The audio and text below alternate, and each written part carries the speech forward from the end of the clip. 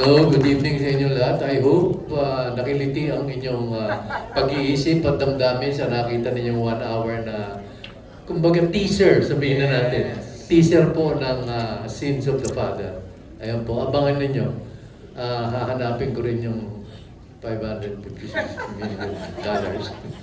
Thanks, Kuya Pim, portraying the role of Lolita Trinidad, the one and only Lot Lot De Leon. Diba, Lot? Yes, hi, good evening. Ayun po. Hello, si Lolita. Iba ka kanina. Ano mo, Ayan. mga pawali. Dahil po yan sa ating mga magagaling na director, Direk FM. Sobra po. Thank you, Lot. Isa sa mga kanina, hindi naman sa, I didn't recognize him, pero yung look niya was really refreshing kanina. JC De Vera. Hi, JC! Hi, thank you. Good evening everyone. Maraming salamat po sa lahat ng mga nagpunta dito and I hope everyone hindi sana kayo madala sa pag-invest. Ayun lang po. Thank you, thank you. Yayaman tayo.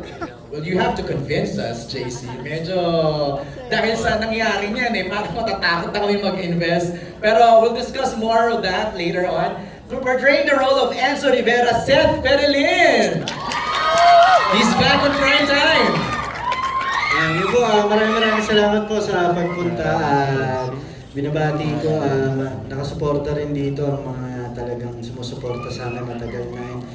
Sana po abangan po natin to, ang Sins of the Father. Maraming salamat. Siyempre, pag may Seth, merong Francine! Francine Diaz! Hello po, magandang gabi po sa inyong lahat.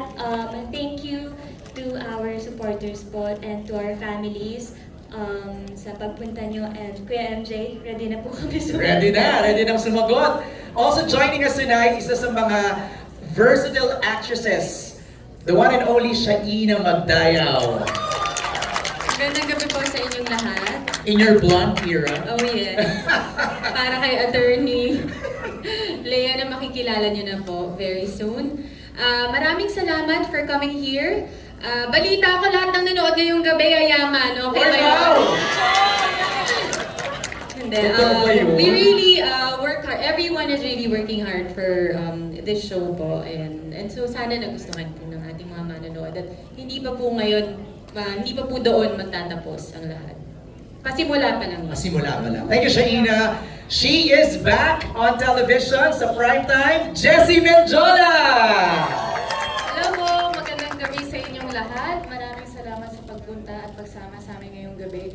Grabe, isa lang talaga masasabi ko, ang ganda pong makita na finally everything has glued together at saka ang ganda po ng mga eksena. Gusto ko po magpasalamat sa aming mga direktor. Sobrang ganda po ng show na to. Sana po, supportan nyo kami, mag-invest po kayo ng pagmamahal at support ako sa show namin. Thank you, Jessie. Speaking of invest, alam mo, pili ko yung linya niya ay tatatak sa mga manonood at magte-trending, mag-viral, portraying the role of Mike Trinidad, the award-winning actor, John Arcilla. Gusto niyo bang yumaman? Oh, yes! I will make your money work for you!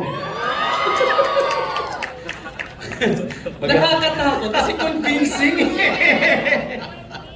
Kasi yun yung dapat mong i-work out dun di ba? Dapat mo convince mo talaga sila. And naniniwala naman si Mike sa sinasabi niya. Well, that's the twist of the story. Anyway, good evening po everyone. Thank you for coming. Of course, ayokong buhatin ang sarili naming bangko, pero I'm sure nagustuhan ninyo kasi ako talagang, ibang klase. Kahit na late ako, parang ibang klase yung kulay, ibang klase yung timpla. So, I'm sure ganun din po ang naramdaman niyo. So, keep on watching. Malapit na po sa June 23. Yan ang pinake sure ng ating bida, na magiging iba ang timpla, iba ang kwento, socially relevant at maraming matututunan ang manonood. He is back on primetime, the one and only Gerald Anderson. Good evening po sa inyo lahat. Maraming pong salamat sa lahat po ng friends and family, supporters po namin, the Philippine Coast Guard, friends from the media, maraming pong salamat.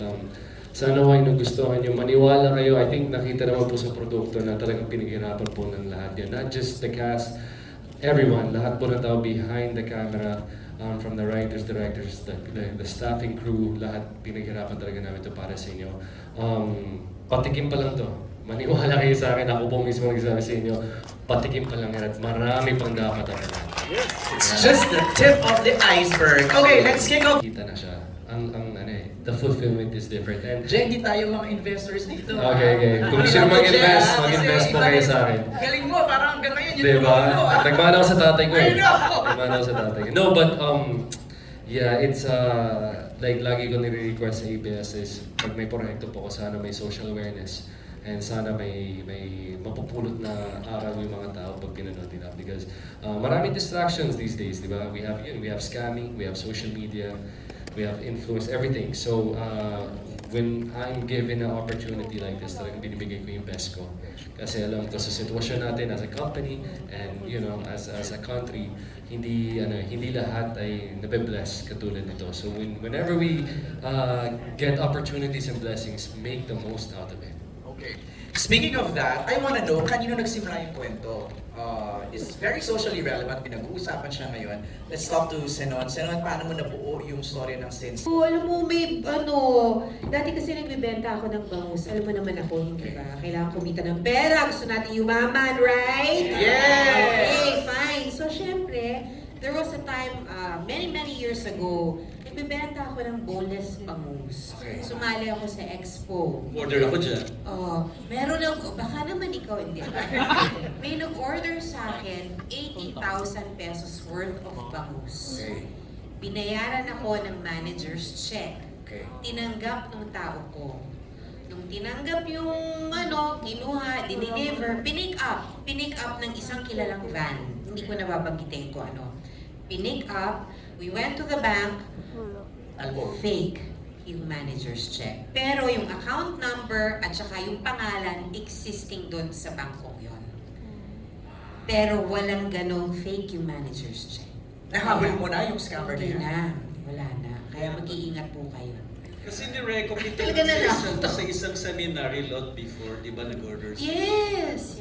Tapos biglang nawala, yun pala yun. Yes. Wow. Jessie, you raise your hand. Huwag na lang. Wag na lang. Who else? Meron ba dito na ganyan, naloko? Jane, naloko ka na ba? Hindi po. Scam sa pag-ibig. Hindi po ako, pero mga kakilala ko po. Ayun, oo. Yung iba, parang investment funds din po yung Right. nangyari sa kanila. Yung iba nangutang pa para may mapasok dun sa investment na sinasabi na dodoble, Tama. pero biglang nawala lahat. So, dun po ako naawa talaga sa mga nangangailangan pero sila yung naloloko madalas. Mga too good to be true no? So tama yung sabi ni Senon, no? Parang lahat ng tao dito sa media conference natin, kung hindi man kayo yung nabiktima, may kilala kayong nabiktima. So it's really relevant and prevalent ngayon. Simulan na natin ang Q&A. Baguhan. Totoo. Almost 6 years kasi ako nagpahinga. Tapos hindi ko po talaga akalain na babalik pa ako. Kaya I'm very grateful. Actually ngayon naninibago pa ako eh. Kasi first big event ko ito after almost 6 years sa showbiz ha. So I'm very grateful and yun nga sinasabi ko nga kanina sila Sir Senon, sila direct na alagaan nila ako sa set. Even the production, the staff, even my co-actors. Talagang alam nila kasing first show ko in a very long time. So inalagaan nila ako sa mga eksena.